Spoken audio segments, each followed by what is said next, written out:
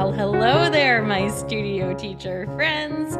Christina Whitlock here, your host, voice of experience, and self-appointed anytime piano teacher friend.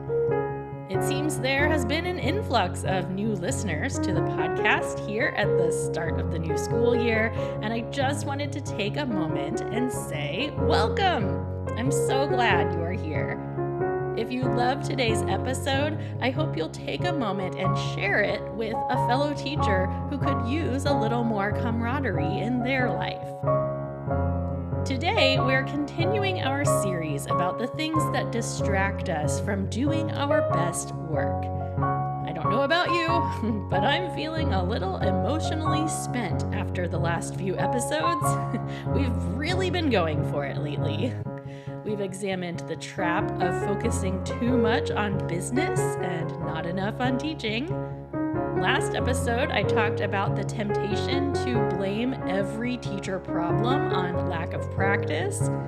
And today, I am taking a deep dive on the idea of encouragement and why it's not actually our highest value as music teachers. Oh boy, am I really going here? Looks like I am. So let's get to it, friends. You are listening to episode 230 of the Beyond Measure podcast. So we're talking encouragement today. Yeah, encouragement. You know, one of the cornerstones of everything I do. It's no secret, I started this show to encourage other teachers. And I've built a pretty lovely reputation for the way that I encourage my students. But I am going to say something that might sound surprising, especially coming from me. There's a problem that comes with encouragement, and it fits squarely into this series I'm doing about the things that distract us from doing our best work. A lot of us would name encouragement as one of the highest priorities of being a teacher. But I think we miss something really important when we focus too much on encouragement. There's a critical prerequisite at play here, an important focus that we must have before encouragement does any good. And that is helping students feel known. When it comes down to it, students don't want to be encouraged as much as they want to be understood. So when you try to encourage someone who doesn't feel like you get them, it's empty. It doesn't mean anything to them. Oftentimes, we think the best way to diffuse negative energy in the studio is just to say something positive. But in actuality, it's more important to connect with your student over the concerns they express. Don't be so quick to dismiss their fears, but get curious about them.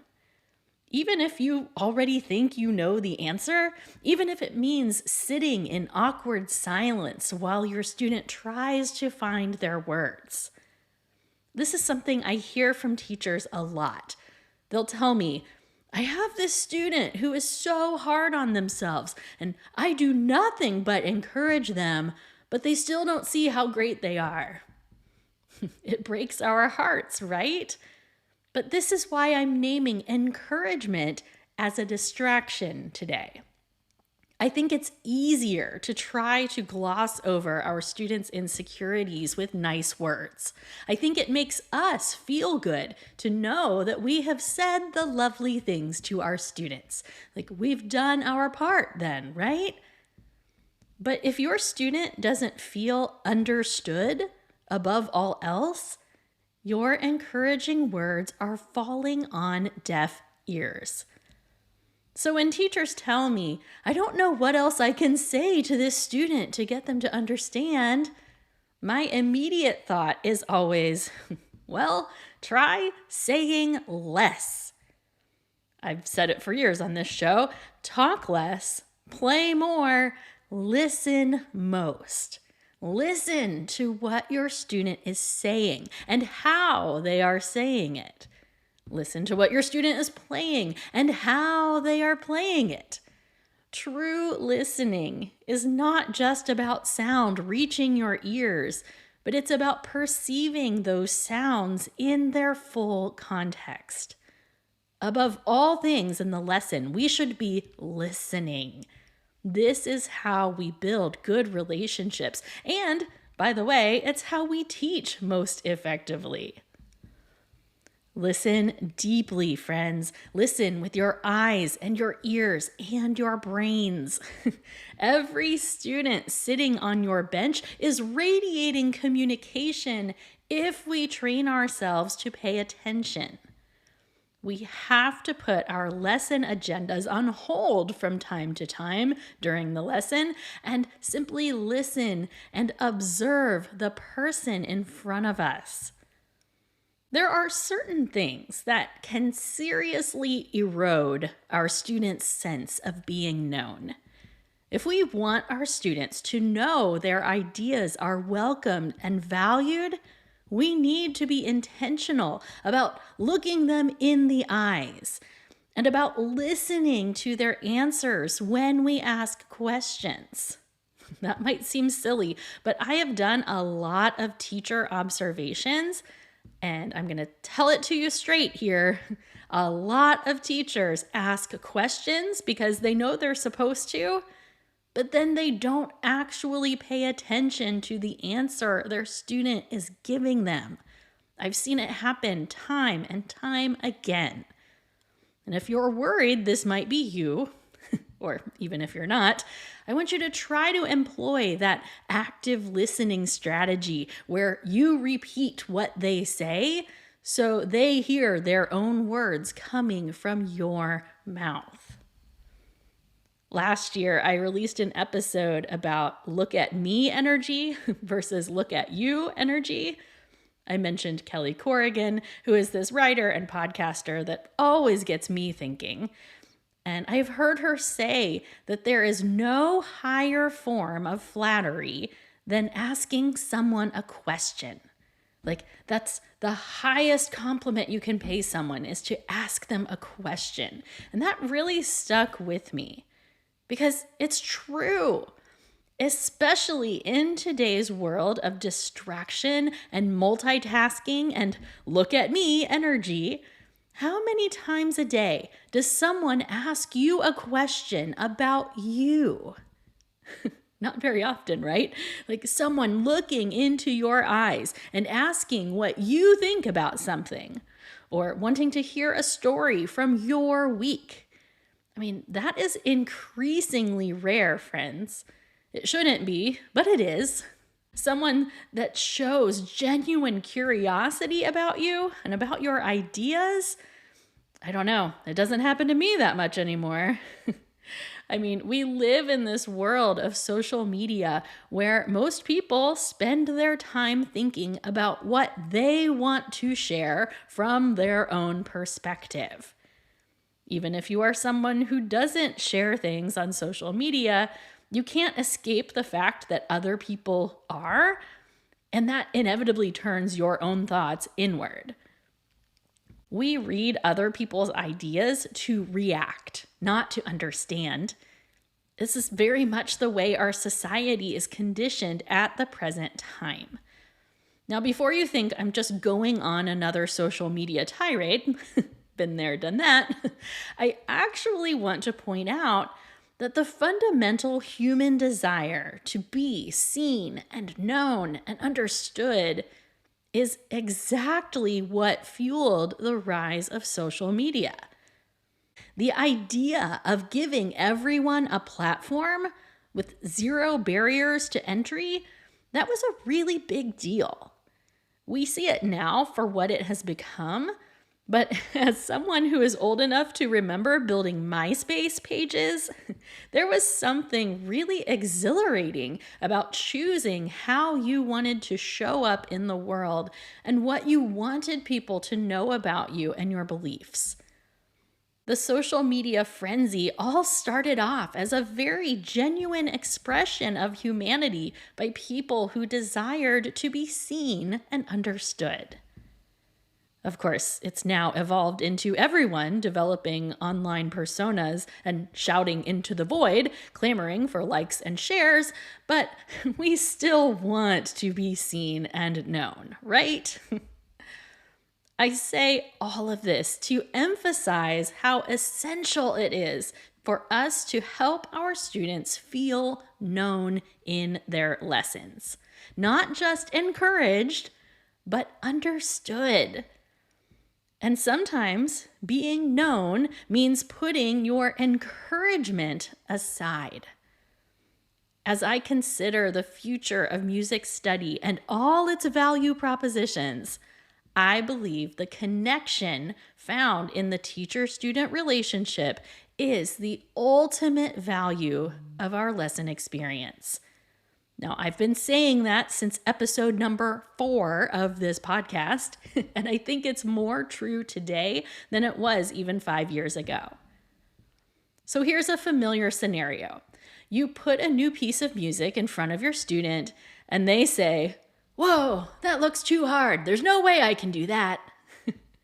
So many of us default to saying, "Oh, don't worry, it's not that hard." Or, "Oh, you can totally do this." Right? That's encouragement. And from our standpoint, we are telling our student that we have confidence in them and we know they can do it because we do know they can do it. But at the same time, we are also negating their concern. We're dismissing their feelings. We are not listening to the whole story being presented to us. A much better response is, "That's fair. Can you tell me what seems like the most overwhelming part?" Of course, we probably already know why the piece looks overwhelming. That's one reason we don't ask, right? We already know what's freaking our student out. But asking them gives them the opportunity to feel understood. It also requires them to put their fears into words, which can go a long way towards diffusing them, especially when we respond in a way that acknowledges their concern instead of dismissing it. And small opportunities like this one are the building blocks of a relationship where students feel known. Understanding this truth that you can't truly encourage someone until they feel understood, this was transformational for me in my earlier years of teaching. After observing my teaching, my graduate pedagogy professor would often say, "Well, Christina, sometimes you say something was good when it was not good." Guilty as charged, friends. A lot of us grew into our teaching using what is sometimes called the compliment sandwich. As we give feedback to our students, we start with something good, then we give a correction, and then we try to follow up with another positive comment, right?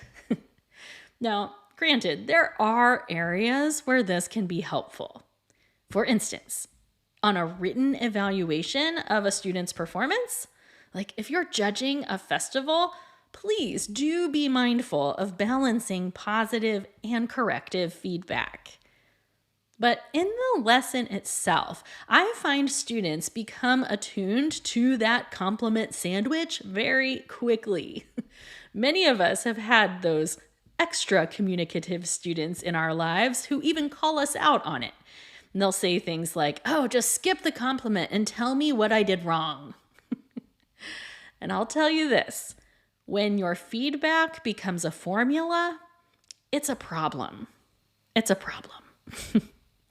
Instead, when a student plays for me, I always try to give them the opportunity to describe their perception of their playing first. They get the first say. Then I acknowledge their thoughts, and then I use their insights to fuel the direction of my response. This is not revolutionary. Many of you do the same thing. But giving your students a chance to weigh in on their own playing is a great way to communicate the fact that their perspective matters to you. In fact, it's actually their perception of their own playing that matters the most, right? What on earth are we training our students for if not to reflect on their own playing in a meaningful, objective way? Again, you don't want this to become formulaic.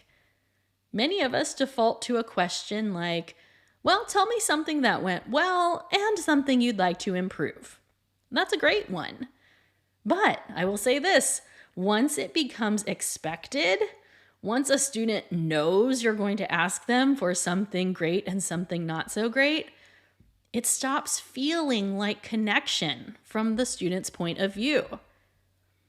To help you, I've actually compiled a list of 31 questions you can ask students after they play. I'm going to put a link to that in today's show notes. So today's episode has led us on many side quest conversations, but at the heart of the matter lies this. You cannot encourage someone unless they feel like you understand them. If a student doesn't feel like you know them, your encouraging words are easy to dismiss.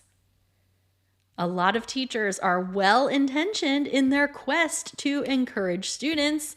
We all understand the power we hold to be a positive voice in the lives of our students. But the pursuit of giving verbal praise sometimes turns into a red herring. We focus on what we can say to better encourage the student in front of us when our words are not the solution at all. If we want our words to mean anything, we need to first show our students that we care about their experience. This means not dismissing their feelings with words we intend to be encouraging.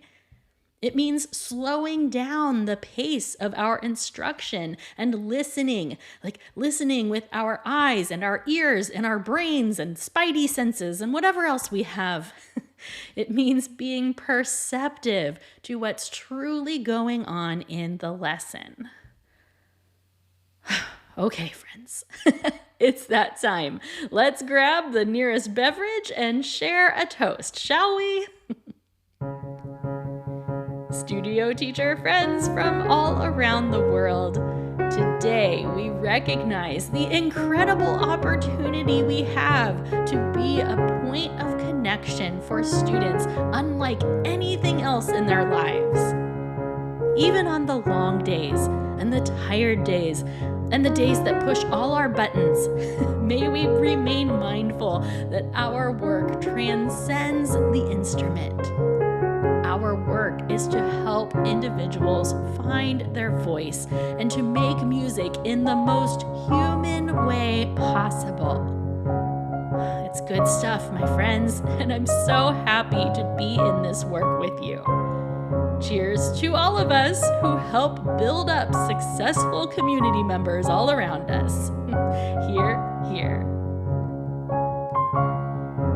That's all I have for episode 230, friends. I have one more installment in this series, and then, I promise, I'm going to upload some fun episodes to balance out all of the big, deep thinking we've been doing this year. Don't forget to check out the link in today's show notes for that free download of 31 post-playing questions to ask your students. No formulaic questions here. I will look forward to being back in your ears next week, so take good care of yourselves and onward and upward we go.